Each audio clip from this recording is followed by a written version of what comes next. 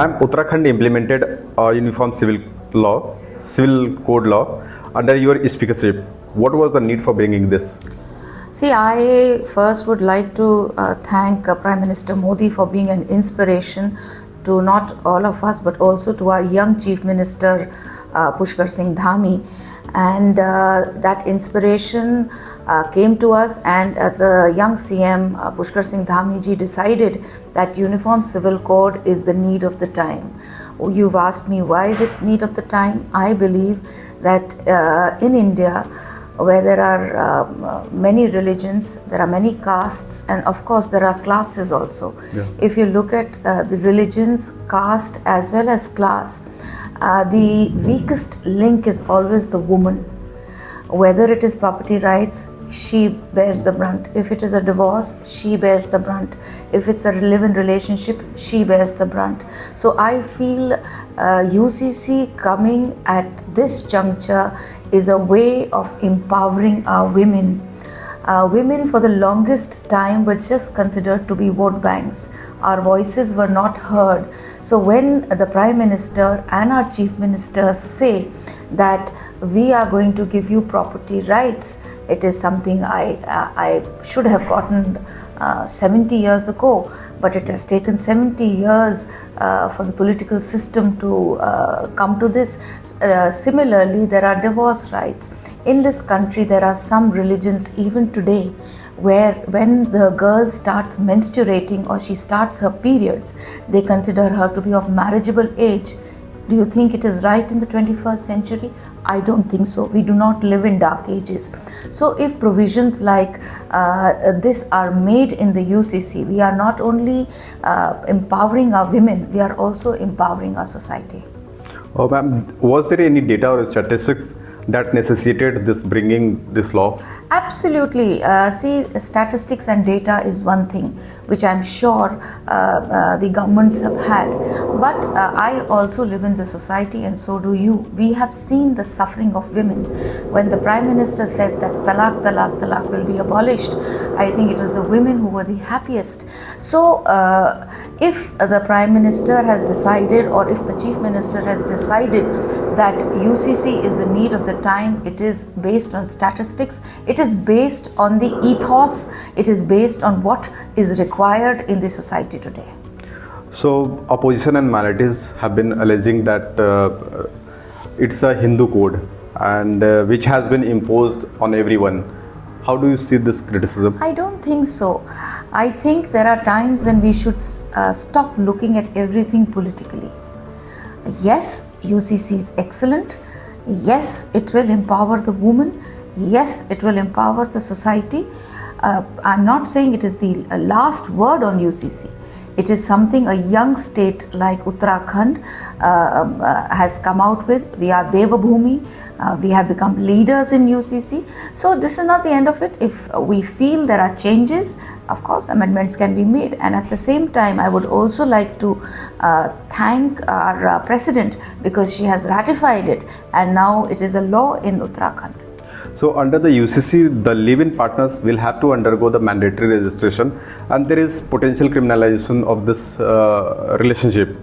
Don't you think it infringes upon the fundamental rights of individuals? It violates their right to privacy and freedom of choice? See, these are words which are spoken in Delhi. In societies like big societies, higher societies like Delhi. Have you gone and seen how women suffer when they are एक हिंदी में शब्द बरगलाए जाती हैं बच्चियाँ, and they are taken for a ride.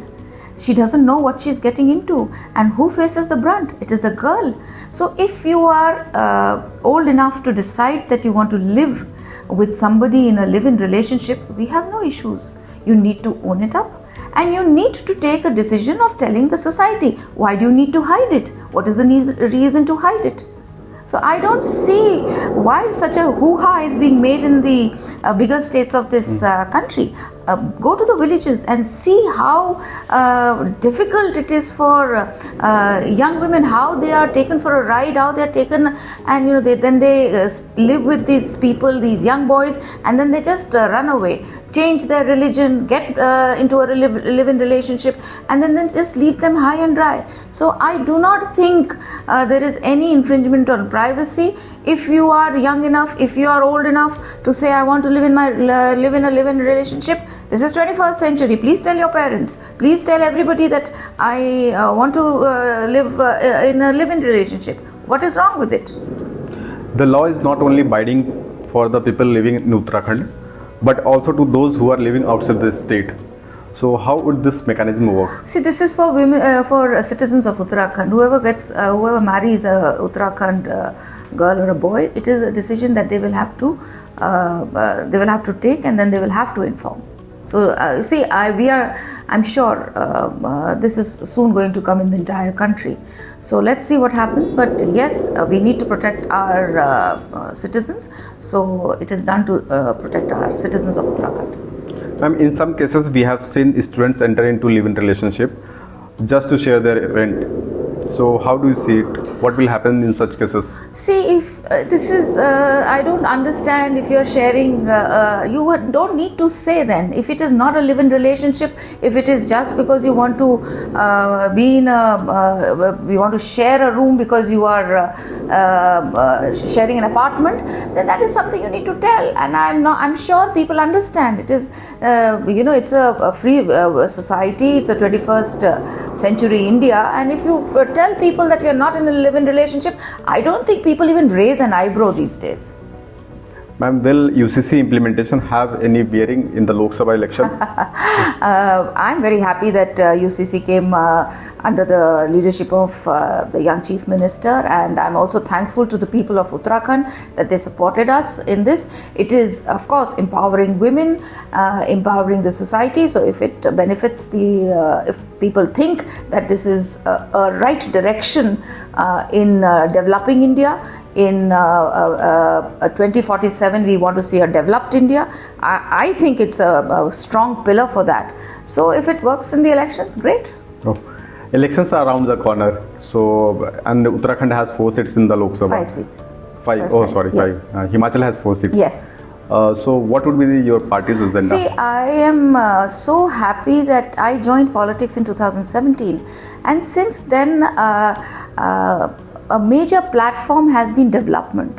We do not talk of caste, we do not talk of vote banks, we do not talk of religion, we talk of development. And I have seen this change in Uttarakhand. Women, men, youngsters now want to know what is the vision we have for the people of Uttarakhand, or for the people of, for the people per se. So I think it is going to be 5-all for the Prime Minister. The Prime Minister is going to win all the 5 seats in Uttarakhand, not because he is the Prime Minister of this country, but because he has worked for every part of the society in Uttarakhand, whether it is women, whether it is tribal, whether it is youngsters, whether it is old people, whether it is kisans, whether it is helping or empowering women through self-help groups. He has touched every heart, he has touched every part of Uttarakhand. So I am pretty sure that it's going to be a 5-0 in Uttarakhand. Ma'am, Uttarakhand has huge number of central government employees, and the demand for old pension scheme is growing. So even opposition has assured that if they come to power, they will announce it. See, this so is, do you yeah, think? no, see, this is a decision which the government takes, and all the aspects are first discussed, and I'm sure the right decision will be taken by the government at the right time. And also about Agnipath scheme, Uttarakhand has been sending a huge number of youths in the armed forces. Yeah. Has there been any change post implementation of the Agnipath scheme, which is just for 4 years? See, I come from an army background, and I keep telling people that if I am getting an opportunity to be in the army for 4 years, in my formative years, I'm not going at the age of 40, I'm going at a very young age.